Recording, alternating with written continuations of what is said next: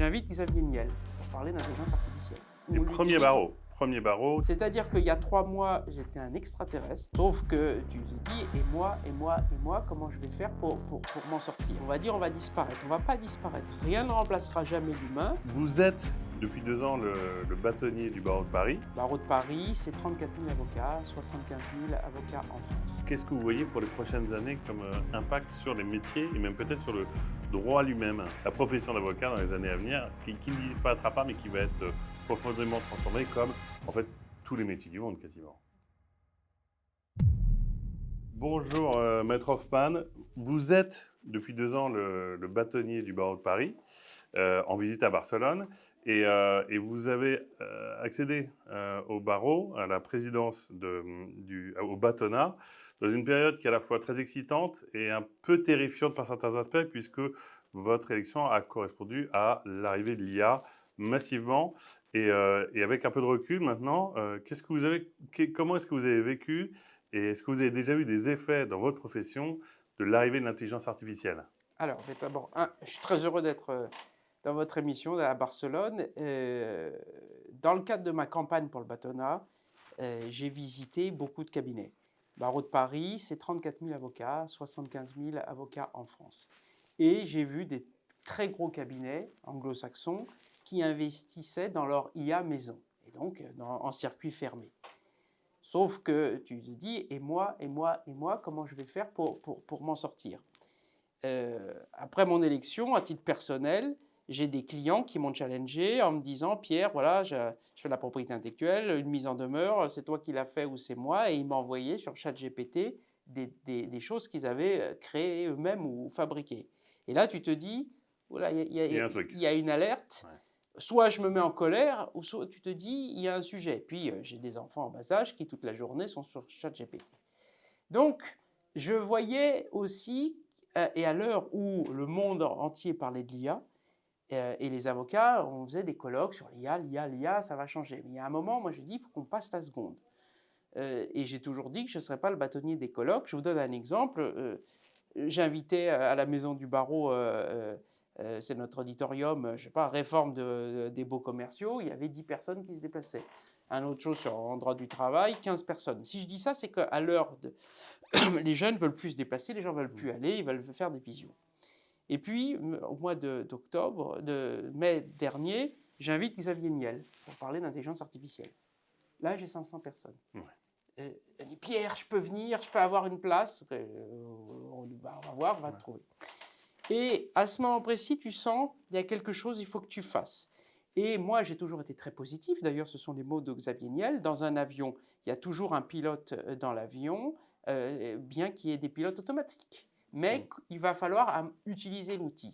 Et c'est là où je voyais sur le marché plein d'offres qui arrivaient sur le marché. Et je suis allé les voir tous en leur disant, bah, écoutez, j'aimerais que je vous fais un appel d'offres. Il y a un marché qui ne vous intéresse pas, entre guillemets, c'est ceux qui sont seuls ou à deux. Donc ça représentait 14 000 avocats. Donc occupez-vous de vos grands comptes, mais pour eux, faites-moi une offre pour casser les prix. On sera le premier barreau à le faire. J'ai dû convaincre mon conseil de l'ordre, ma commission numérique, mais surtout ma commission des finances, pour mettre de l'argent sur la table. En disant, et donc j'ai dû faire des arbitrages financiers. Et au mois d'octobre, 15 octobre dernier, on a fait un partenariat, on a fait des offres négociées, mais je vais vous donner la plus significative. Une offre avec Dalloz, Lefebvre Dalloz, donc le code rouge que tout le monde connaît. Ils ont un outil d'intelligence artificielle et avec eux, on a fait une offre pendant 15 mois, gratuitement. Les avocats qui sont seuls ou à deux du barreau de Paris, donc 14 000, vont pouvoir accéder à l'outil d'intelligence artificielle de Dalloz, en sachant qu'on imposait qu'ils aient 3 formations. Oui. On ne donnait pas les codes comme ça, mais bon, en gros, apprendre à prompter et du bon sens. Ne mettez pas le nom des clients dans la machine, ne mettez pas vos conclusions dans la machine, ce qui paraît du bon sens pour un avocat, mais ça valait quand même mieux de le dire. Oui. Mais moi, ma stratégie, c'était on jette à l'eau, on utilise l'outil. Et aujourd'hui, là, on se voit, on est au mois de février 2025, on est à plus de 3 mois, 4 mois de notre offre. Sur les 14 000, 6 000 l'ont pris. Et j'ai déjà fait des vidéos avec quelques confrères, un en social, un en propriété intellectuelle, enfin un peu toute matière qui utilise l'outil. Donc on est le premier barreau du monde à avoir, entre guillemets, pris le train en marche. On a quitté Le Havre, direction New York. Voilà, on est encore dans les côtes françaises, mais on Et l'utilise. premier barreau, tous les autres ont dû avoir les mêmes, ont dû avoir enfin, ont vu les mêmes signaux et donc Alors, ils se sont dit on n'y va pas, on ne sait pas, on attend. ce qui est intéressant, c'est qu'on est aujourd'hui au mois de février. Le mois d'octobre, c'est il y a 3 mois. Mais il y a 3 mois et aujourd'hui, il s'est passé un monde. C'est-à-dire qu'il y a 3 mois, j'étais un extraterrestre. Et bon, il est gentil, c'est sa marotte, on va lui faire plaisir. 3 mois après, je suis invité au Grand Palais, au forum de l'IA. De la semaine qui vient de passer.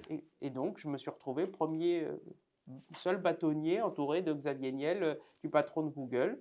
Et ce qui est intéressant, c'est que d'autres barreaux aujourd'hui, je ne peux pas les citer parce que je sais qu'ils sont en discussion, mais demain, Lyon, Marseille, Nancy vont signer, pas forcément avec le même éditeur de logiciel, ce qui est aussi bon pour les barreaux, c'est même dans notre intérêt que les prix baissent et d'autres barreaux à l'étranger vont le faire. Et donc on est assez fiers de le dire, mais ce qui est drôle, c'est que de pionnier à l'argent du contribuable, maintenant, si je demande un peu plus d'argent pour en l'avoir, on pourrait. Ce qui m'ennuie, mais ça, j'arriverai pas, c'est que sur les 14 000, il n'y en a que 6 000, j'arriverai à 7 000 parce que peut-être des confrères plus âgés ne veulent pas y aller, ça ne les intéresse pas, ils n'ont pas besoin. Mais en attendant, c'est pas que c'est un train en marche, c'est que ces 3 mois ont été une révolution. Aujourd'hui, ça paraît comme une évidence. Et alors justement, si j'ai une autre question à vous poser, c'est votre prospective sur le métier d'avocat et même peut-être la manière dont fonctionne le droit, parce que ce qui est vraiment intéressant, c'est que vous dites, en 3 mois, un monde est passé. Mais bon, il va se passer encore 3 mois, puis 3 mois. Et qu'est-ce que vous voyez pour les prochaines années comme impact sur les métiers et même peut-être sur le droit lui-même? Alors, moi, je ne suis pas devin, et vous dire, parce qu'on me pose souvent la question dans 5 ans, dans 10 ans, je vous ai déjà dit en 3 mois. En revanche, d'abord, je suis un message positif. Je pense que on va dire, on va disparaître. On ne va pas disparaître. Rien ne remplacera jamais l'humain. Il va simplement falloir s'adapter. Comme je dis souvent, ce qui est peut-être plus difficile, c'est qu'il y a 20 ans ou 30 ans, un avocat vieillissait comme du bon vin, comme un médecin. Aujourd'hui, il va en 6 mois, tu peux être périmé. Donc, il va falloir s'adapter plus vite. Mais ça va permettre aussi de monter en gamme. Par exemple, je n'ai pas la ressource d'un dossier à haute technicité. Grâce à certains outils d'intelligence artificielle, je pourrais éventuellement y aller. Donc, moi, je trouve ça positif pour ceux qui sont seuls. Je vais les encourager d'ailleurs à monter en gamme en technicité. La difficulté, c'est pour celui qui fera un peu de tout, ou des modèles standards, comme j'ai repris l'exemple tout à l'heure de mon client qui m'envoie la mise en demeure préfabriquée. Là, ça va être difficile parce qu'en face, vous allez avoir des gens qui utilisent l'outil, pas forcément le même, et qui, soyons honnêtes, ne veulent pas payer. On veut tout est gratuit aujourd'hui. Donc, si c'est quelque chose de standard, ça va être dur pour le modèle économique. Donc, ce que j'encourage aux consoeurs et confrères, il va falloir se spécialiser dans une niche et être très très bon, parce que celui qui dit j'ai envie de faire un peu tout généraliste, je ne sais pas comment il va y arriver. Mais ça ne veut pas dire que ce n'est pas possible, mais c'est une direction. Voilà. Bon, ben merci beaucoup, Maître Hoffman, pour votre temps. Et ben on va voir ce que l'avenir nous prévoit et où est-ce qu'en sera la profession d'avocat dans les années à venir, qui ne disparaîtra pas, mais qui va être profondément transformée, comme en fait tous les métiers du monde quasiment. Exactement. Merci pour votre invitation.